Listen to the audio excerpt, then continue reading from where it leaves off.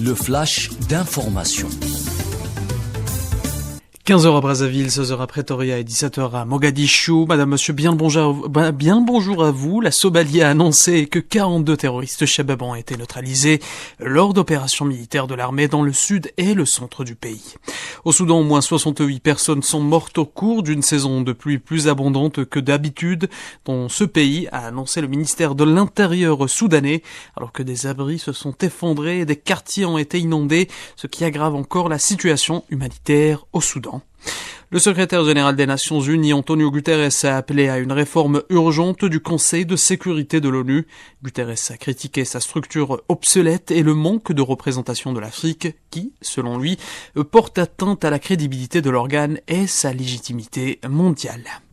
En Algérie, coup d'envoi demain de la campagne électorale pour l'élection présidentielle pour le 7 septembre prochain. 3 candidats sont en lice, Youssef Aouchiche, Abdelmajid Tebboune et Abdelali Hassani Chérif. Le commerce de la Chine avec l'Afrique a connu une croissance stable au cours des 7 premiers mois de 2024, indiquent des données officielles.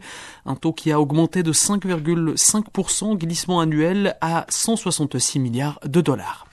L'Agence de santé de l'Union africaine, l'Africa CDC, a déclaré une urgence de santé publique à l'échelle du continent face à la propagation du Mpox, longtemps dénommé variole du singe.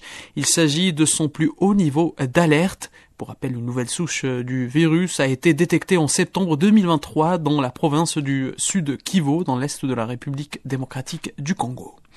L'insécurité alimentaire grave touche 59% de la population de la République congolaise, ont averti les experts de la Banque mondiale lors de la présentation d'un rapport de suivi de la situation économique et financière de ce pays.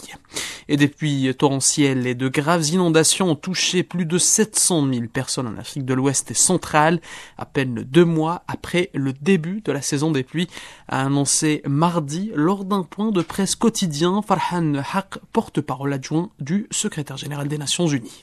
Voilà, c'est la fin de ce flash d'information. Merci de l'avoir suivi. Je vous laisse à présent avec le reste de nos programmes sur Afrique FM, la voix africaine. Merci.